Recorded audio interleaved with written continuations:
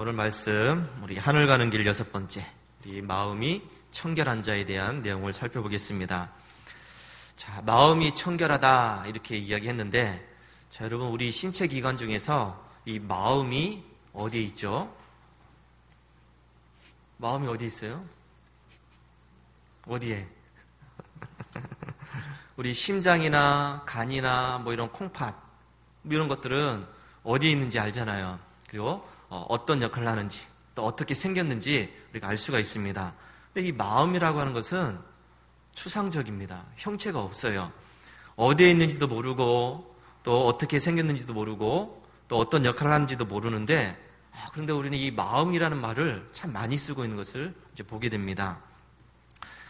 속담을 봤더니 마음과 관련된 속담도 참 많이 있더라고요. 10길 물속은 알아도 한 길 사람 속은 모른다. 근데 마음과 관련된 거죠. 또 여자의 마음은 갈대다. 그리고 여자가 한을 품으면 온열에도 서리가 내린다. 왜 이 마음과 여자가 이렇게 연관인지 모르겠어요. 또 까마귀가 검기로 마음까지 검겠는가, 이런 속담도 있고, 또 화장실 들어갈 때가 다르고 나올 때가 다르다. 이것도 이제 마음과 관련된 속담입니다. 성경에서도 보니까 마음을 표현하고 있는 그런 부분들이 참 많이 있습니다. 제가 살려봤어요. 1152구절. 굉장히 많죠. 이 마음이라는 단어가 나오는 데가 1152구절. 이거 살린다고 제가 그냥 며칠 동안 밤을 샜어요. 대표적으로 보니까 내 마음을 다하고 목숨을 다하고 또 뜻을 다하여 주 너의 하나님을 사랑하라. 시험에 들지 않게 깨어있어라. 마음에는 원이로 돼. 육신이 약하다. 사람이 마음으로 믿어 의에 이르고 입으로 시인하여 구원에 이른다. 너희 안에 이 마음을 품으라. 곧 그리스도 예수의 마음이니. 여러분, 이 대표적으로 제가 4개만 얘기했지만은 창세기부터 이렇게 계시록까지 살펴봤더니 굉장히 이 마음에 관한 내용들이 많이 있습니다. 자, 그렇다면 이 마음이라는 것이 눈에 보이지도 않고 또 실체도 없는데 과연 이것이 어떤 것일까 하는 겁니다. 자, 유대인들이 생각할 때, 이제 이스라엘 사람들이 생각할 때 이 마음이라고 하는 것은 육체의 중심 기관이라고 그래요. 형체도 없는데, 보이지도 않는데 그냥 육체의 중심 기관이라고 합니다. 또 이것이 생각하는 것, 또 감정, 의지, 이 모든 것의 원천이라고 이야기합니다.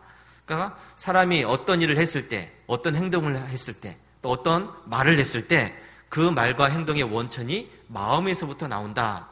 이렇게 생각합니다. 그래서 마음이 있으니까 그런 말을 했고, 마음이 있으니까 그런 행동을 했다는 것이죠.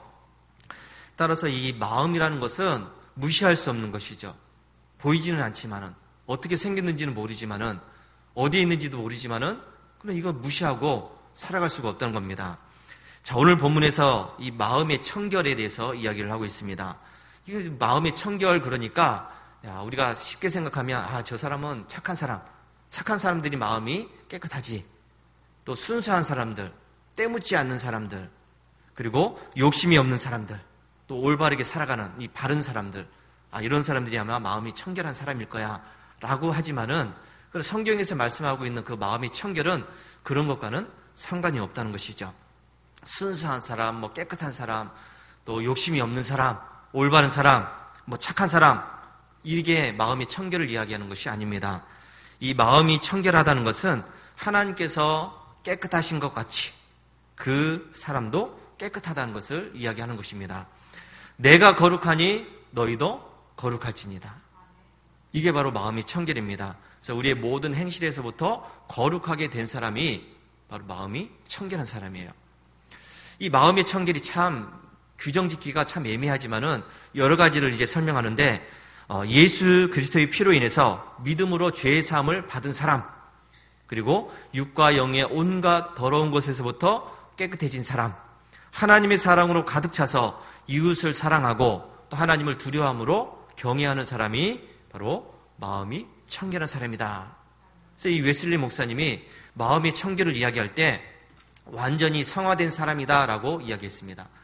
완전히 성화된 사람. 그야말로 저 사람은 대단한 사람이야. 그야말로 신과 같은 사람이야. 뭐 인성이 좋은 사람이야. 하여튼 완전하게 성화가 된 사람. 이거를 마음의 청결이라고 이야기했습니다. 우리 팔복석에서 우리가 마음의 청결을 살펴보면 심령이 가난해짐으로 인해서 자기의 그런 죄악된 모습을 깨닫고 또 하나님 앞에 회개하며 나아가게 되죠. 그리고 애통함으로 이 죄와 피하기까지 싸우는 사람. 그 믿음으로 살려고 애쓰는 사람이 바로 애통하는 사람입니다.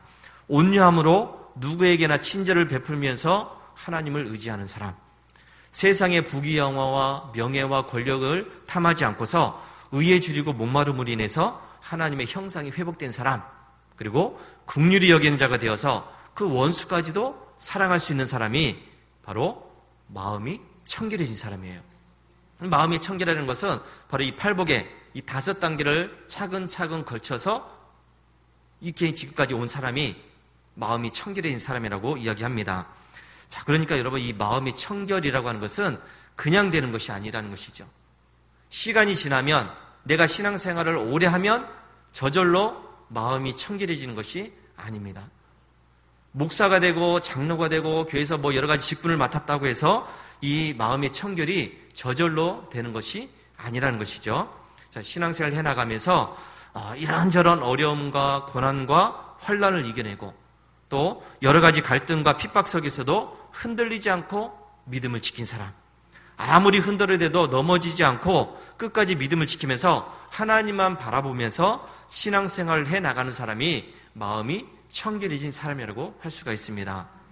자, 그러니까 결국은 이 마음이 청결이라고 하는 것은 사람이 노력한다고 되는 것이 아니라는 겁니다. 내가 이제부터 내가 착하게 살아야지, 깨끗해져야지. 그런다고 되는 게 아니에요. 열심히 해야지. 내가 이제는 죄를 안 지어야지. 결단한다고 될 문제가 아니라는 것입니다. 그래서 이 마음의 청결이라고 하는 것은 믿음으로 그들의 마음을 깨끗이 하사라고 그랬는데 결국은 믿음으로 되는 겁니다. 믿음이 있는 사람이 마음이 청결해질 수 있다는 것을 말씀을 하고 있습니다. 예수님께서 당시에 기득권을 가진 사람들에게 특별히 이제 바리새인들과 사두개인들 또 권력을 쥐고 있었던 그 수많은 사람들에게 예수님은 늘 꾸짖으면서 책망하면서 또 욕도 하시고 그들을 저주하십니다. 참 예수님이 당시의 기득권자들한테 막 화를 내시면서 책망하시면서 꾸짖으면서 욕도 하시면서 막 독사의 자식들아 하면서 막 욕도 하시면서 그들을 그야말로 아주 그냥 험하게 이제 대하신 것을 보게 됩니다. 예수님이 왜 이렇게 하셨을까요? 예수님이 그 사람들을 왜 그렇게 하셨을까? 이들은요, 믿음으로 선한 일을 하고 믿음으로 뭐 율법을 지킨 사람들이 아니죠. 이들은 겉으로 보여주는 그런 삶을 살았습니다. 내가 이렇게 해야 나를 인정해주고 나를 존경하고 나를 괜찮다고 봐줄 거야. 내가 이렇게 뭐 여러 사람을 도와주고 구제하고 뭐 좋은 일을 많이 하면 내가 나중에 천국 갈 수 있을 거야. 이렇게 살아가는 사람들이었습니다. 그러니까 이들은 한마디로 보여주기식 그런 신앙생활을 했다는 것이죠.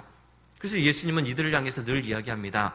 잔과 대접의 것은 깨끗이 하되 그 안에는 탐욕과 방탕으로 가득 찼도다. 너희는 먼저 안을 깨끗이 하라. 회칠한 무덤 같으니 겉으로는 아름답게 보이지만은 그 안에는 죽은 사람의 뼈와 모든 더러운 것이 가득하다. 겉으로는 사람에게 옳게 보여도 안으로는 외식과 불법이 가득하다. 하면서 이렇게 막 험하게 말씀을 하셨습니다. 그러면서 예수님께서는 겉으로 보여지는 것이 아니라 네 내면에 거룩함을 행하라라고 말씀합니다. 우리 기독교는요, 겉으로 드러나는 뭐 이렇게 열심히 하고 율법을 지키고 뭐 이렇게 하는 것보다는 그 마음이 어떠하느냐에 거기에 초점이 있습니다. 그렇죠? 중심을 보신 하나님, 우리의 마음을 보신 하나님이라고 그랬죠. 그래서 예수님은 많은 사람들에게 이야기합니다. 너희들은 지금 간음을 했느냐 안 했느냐 결과만 보고서 그 사람을 정죄하지만은 예수님이 말씀하시기를 마음에 음욕을 품은 것 자체가 바로 간음이다. 마음의 종교를 이야기했습니다. 만일 네가 오른 눈이 실족하거든 그 오른 눈을 빼버려라. 오른손이 죄를 범하거든 그 오른손을 찍어서 버리라. 아주 그냥 예수님 끔찍하게 말씀하셨습니다. 그 마음을 올바르게 가지라는 것이죠. 행동이 아니라 마음을 가지라고 그랬습니다. 너희는 각각 마음으로부터 형제를 용서하지 아니하면 나의 하늘 아버지께서도 너희에게 이와 같이 하시리라. 마음은 아닌데 겉으로는 뭐 웃으면서 반갑게 맞이하고 인사하고 이게 아니라는 것이죠. 마음 자체가 그렇게 됐다는 겁니다. 예배를 드리다가 제물을 드리다가 제사를 드리다가 형제하고 싸운 것이 기억나거든. 가서 먼저 화해하라는 겁니다. 그러고 나서 예배 드리라는 것이죠.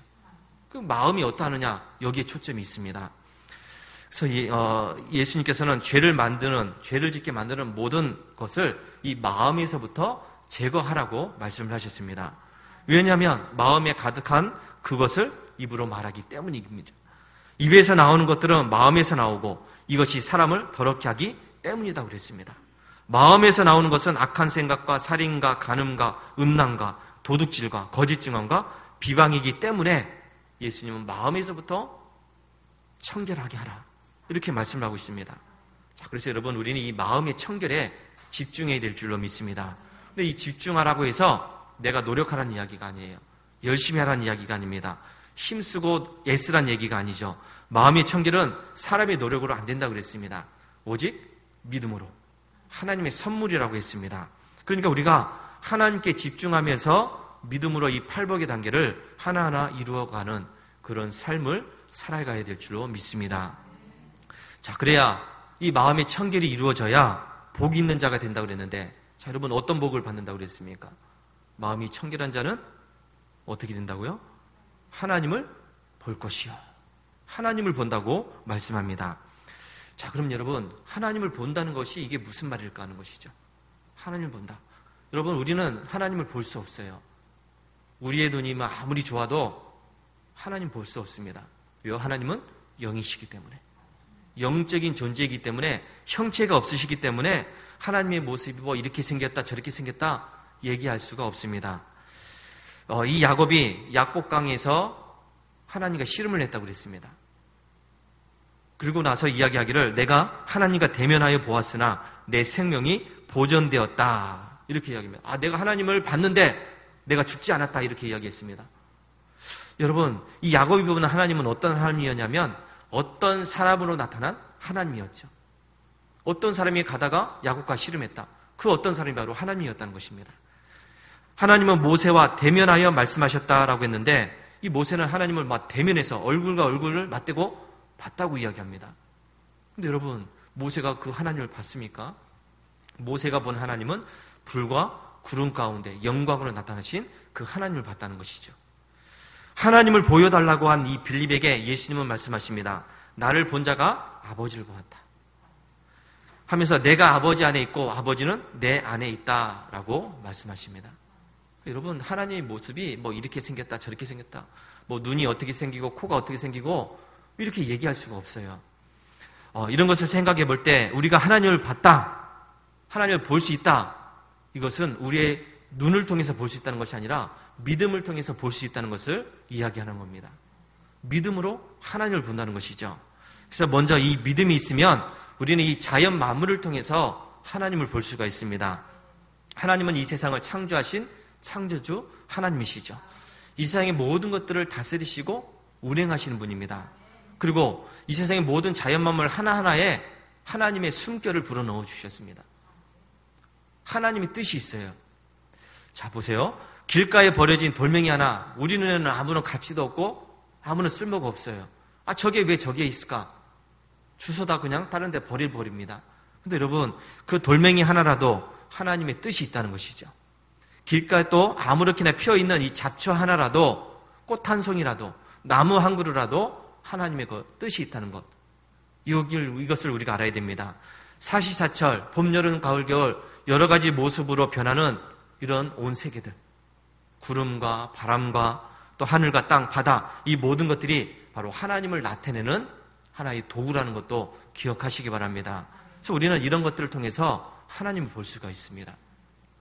가끔 텔레비전을 통해서 보면은 세계 곳곳에서 아름다운 모습들, 아주 멋진 풍경들을 보여주는 그런 것을 이제 볼 때가 있습니다. 그러니까 어디 외국에 나가니까 굉장히 멋진 폭포가 있고 멋진 산이 있고 아름다운 풍경들이 있는 것을 보게 됩니다. 그러면서 언제 저기 한번 가보나 뭐 이런 생각도 이제 해보게 되는데 저도 이제 직접 여행을 갈 때나 이런 데 보면은 아주 멋진 모습들을 볼 때가 있어요. 오소산에만 올라가도 보면은 이 광천 지역, 또 저 보령까지 보이는 이 모습들이 굉장히 멋있습니다. 그걸 보면서 참 하나님의 솜씨가 놀랍다. 어떻게 하나님이 저렇게 만드셨을까? 이런 것을 또 이제 생각하면서 주 하나님 지으신 모든 세계. 그리고 이 찬양이 저절로 나오는 것을 보게 됩니다. 그러면서 주님의 높고 위대하심을 내 영혼이 찬양하네. 이렇게 이제 찬송도 하게 돼요. 왜요? 자연 만물을 통해서 하나님의 그 놀라운 모습을 볼 수 있으니까요. 이게 바로 여러분 하나님을 본 겁니다. 하나님을 본 거예요. 길가에 가다가 차를 타고 가다가 멋진 모습 보면서 야 하나님이 저렇게 만드셨네. 하나님께서 저렇게 멋있게 만드셨네. 이게 하나님을 본 것이죠. 또한 지금 태풍이 불고 바람이 불고 지금 비가 많이 와서 홍수가 나고 지진이 나고 막 피해를 입은 그런 모습이 생겼습니다. 또 이렇게 자연재해를 입게 되었는데 여러분 이럴 때 우리는 자연스럽게 하나님을 찾게 됩니다. 번개가 막 끔찍하게 쳐대는 그런 날에 여러분 우리 입술 통해서 뭐가 나옵니까? 무슨 말이 나와요? 하나님이 나옵니다. 비바람이 부는 막 태풍이 부는 그런 상황 속에서 아이고 하나님 하면서 우리가 하나님을 찾지 않습니까? 얼마 전에도 우리 홍성에서 산불이 났을 때 막 끔찍했습니다. 막 우리는 그렇게 피해가 없어서 그렇게 크게 난지도 몰랐지만은 지금도 가면 거기에 막 시커멓게 타 있는 그런 모습들을 볼 수가 있죠. 이럴 때 그 자연재, 산불이 나는 그런 상황 속에서 그 가까이 있는 사람들이 누굴 찾았습니까? 누굴 찾아요? 바로 하나님을 찾습니다. 우리 기독교 연합회 카페에서 카톡에 막 그곳에 있는 목사님들이 막 사진도 올려주고 기도해달라고 막 이렇게 이제 글도 쓰고 그랬어요. 하나님을 찾았다는 것이죠. 그 위험한 순간에, 위기의 순간에 빨리 좀 비 좀 내리게 해달라고, 하나님 비 좀 내려달라고 그런 기도의 마음도 그 카톡에도 이제 있고 그렇게 이제 한 것을 보게 됩니다. 그러니까 여러분 이런 여러 가지 자연재해, 비바람 불고 태풍이 불고 막 지진이 나고 또 여러 가지 산불도 나고 이런 상황 속에서 우리는 하나님을 만날 수 있다는 것이죠. 하나님을 볼 수가 있습니다. 다음으로 우리는 나의 삶 속에서 일어나는 여러 가지 일들을 통해서 하나님을 볼 수가 있습니다. 하나님은 이 인류 역사를 통해서 스스로 자기의 모습을 드러내셨습니다. 역사 속에서 하나님을 드러내셨습니다. 그러니까 여러분 나라가 세워졌다, 번창했다, 망한 이 나라들이 얼마나 많아요. 그러다 다시금 나라가 세워지고 다시금 번창하고 그래도 이름도 없이 또 사라지고 이런 일들이 참 많이 있습니다. 이 수많은 역사를 통해서 우리는 이 세상을 다스리시는 하나님을 볼 수가 있다는 것이죠. 하나님은 이 세상의 역사의 주인이십니다. 그리고 나의 삶 속의 주인이시죠. 나의 삶을 다스리시는 주인이십니다. 그래서 우리는 지나온 나의 모든 삶을 통해서 하나님을 볼 수 있다는 것을 기억하시기 바랍니다. 많은 사람들이 또 간증을 하는 것을 들어보면 야 정말 힘들고 어렵고 고통스럽고 그렇게 죽을 만큼 힘들었을 때 그때 내가 하나님을 만났습니다 라며 간증하는 사람들을 보게 됩니다. 소위 말해서 잘 먹고 잘 살고 잘 나갔을 때는 하나님을 몰랐는데 하나님이 필요 없다고 생각했었는데 막상 내가 어려움을 당하고 나서 보니까 그때서야 내가 하나님을 만났다 라고 이야기합니다. 저도 그렇지만 여러분도 마찬가지일 겁니다. 여러분의 삶을 하나하나 돌아보면 지금까지 지내온 것이 바로 하나님의 역사였다는 것을 알 수 있을 거예요. 내가 살아온 모든 세월들이 하나님의 손길 안에 있었다는 것을 알 수 있을 겁니다. 그때는 몰랐지만 지금 와서 생각해 보니까 그때 하나님께서 도와주셨네. 그때 하나님께서 이렇게 해주셨네 하는 것을 알 수 있다는 것이죠. 저와 여러분의 삶은 하나님의 손 안에 놓여 있다는 것을 기억하시기 바랍니다. 내가 아무리 하나님을 벗어나려고 발버둥치고 하나님이 필요 없어 아무리 그렇게 이야기한다고 할지라도 그러나 결국은 돌아서서 보면 나의 삶 속에서 하나님께서 역사하셨다는 것을 우리는 알 수가 있습니다. 하나님의 손에 있었다는 것이죠. 하나님께서 나의 삶에 개입하셔서 지금까지 이끌어 오셨다는 것을 잊지 마시기 바랍니다. 이것이 바로 하나님을 본 겁니다. 다음으로 우리는 이 성령을 통해서 우리가 하나님을 볼 수가 있습니다. 이 성령을 통해서 하나님께서 항상 나와 함께 하셨다는 것을 깨달을 수가 있다는 것이죠. 즉 하나님께서 나의 삶 속에서 항상 임재하셨다는 것을 우리가 늘 느낄 수가 있습니다. 이것을 다르게 표현하면 주님이 내 안에, 내가 주님 안에 있는 겁니다. 하나님이 내 안에, 내가 또 하나님 안에 있는 겁니다. 여러분, 이것을 늘 확신하고 늘 깨닫고 늘 느끼는 사람은 차원이 다른 그런 삶을 살아갈 수가 있습니다. 하나님의 임재하심, 하나님이 나와 함께 하신다, 임마누엘 하신다, 이거 모르고 살아가는 사람들과 하나님이 나와 함께 하시지, 하나님이 나와 늘 동행하시지, 이걸 알고 살아가는 사람하고는 차이가 있다는 것이죠. 늘 하나님의 임재하심 속에 있기 때문에 당연히 성령 충만한 상태가 되는 것이고, 성령 충만하기 때문에 성령의 그 이끌림 속에서 능력 있는 삶을 살아갈 수가 있습니다. 성령 충만하기 때문에 하나님과 이 교제가 끊이지 않습니다. 하나님께서 원하시는 것을 내가 깨달을 수가 있고, 내가 하고 있는 일들이 잘 되는 일인지, 하나님이 원하시는 일들을 우리가 알 수가 있다는 것이죠.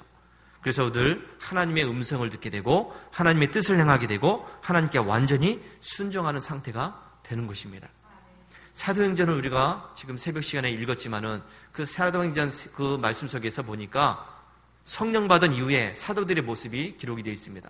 근데 그들의 모습을 보니까 대부분 보니까 성령의 이끌림에, 성령께서 이끌리심에, 성령께서 이끌어 주셨기 때문에, 성령의 인도하심 따라 성령 충만하여 하면서 이렇게 말씀을 하고 있습니다.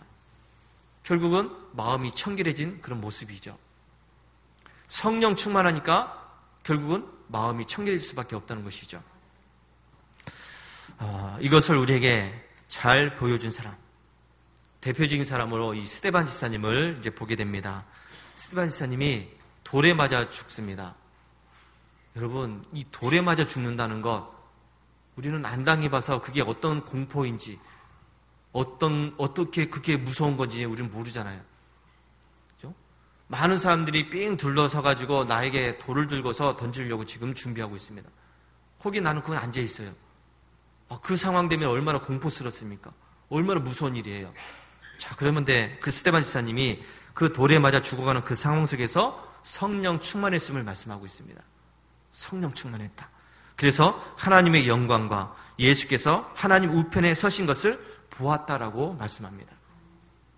여러분, 사람들이 자기를 향해서 돌을 들어서 던지려고 하는 그 상황 속에서 사람들을 본 것이 아니라 하나님을 봤다고 이야기하고 있습니다.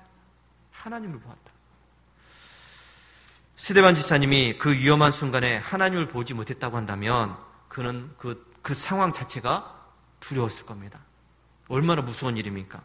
그리고 자기가 이렇게 비참하게 죽어가는 것에 대해서 후회했을 거예요. 내가 왜 예수를 믿었을까? 내가 왜 복음을 전했을까? 후회했을 겁니다. 그런데 여러분, 그는 후회도 하지 않았고 두려워하지도 않았습니다. 왜요? 그는 하나님을 보았기 때문이죠. 성령 충만해서 하나님을 보았기 때문입니다.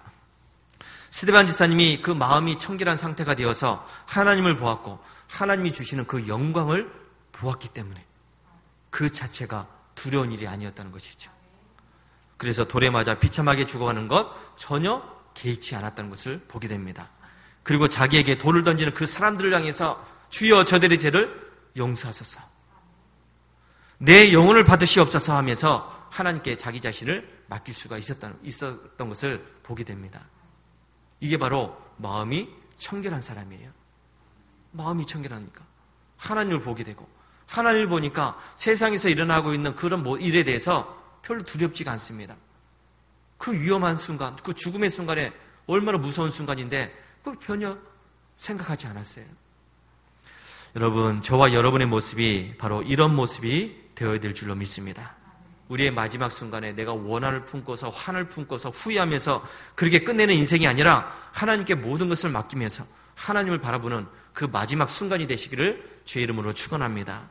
그래야 우리가 가야 할 그 마지막 종착지인 그 천국에서 하나님의 모습을 완전하게 볼 수가 있습니다. 우리가 이 세상에서 보는 이 모습들은 완전한 모습들이 아닙니다. 우리가 이제는 거울로 보는 것 같이 희미하나 그때에는 얼굴과 얼굴을 대하여 볼 것이요, 이제는 내가 부분적으로 아나 그때에는 주께서 나를 아신 것 같이 내가 온전히 알리라. 여러분, 하나님을 보는 것, 이것은 우리가 살고 있는 이 세상에서는 부분적으로는 볼 수가 있지만은 그러나 영원한 하늘나라 가게 되면 그것을 완전하게 볼 수 있다는 것을 기억하시기 바랍니다. 그러니까 여러분, 우리가 그 하나님을 만난다는 것, 하나님을 볼 수 있다는 것이 얼마나 큰 복인지를 알아야 됩니다. 내가 지금 이 세상을 살아가면서 신앙생활 해나가면서 날마다 나와 함께 하시는 그 하나님을 볼 수 있다는 것이 얼마나 감사한 일인지, 얼마나 놀라운지를 우리가 알아야 됩니다. 이 마음의 청결은 하루아침에 이루어지는 것이 아니에요. 하루아침에 내가 믿음이 갑자기 커졌다고 해서 그 마음의 청결이 이루어지는 것은 아닙니다. 나의 노력과 나의 열심으로 되는 것도 아니라고 했습니다. 하나님의 선물이고 믿음으로 만들어지는 것입니다.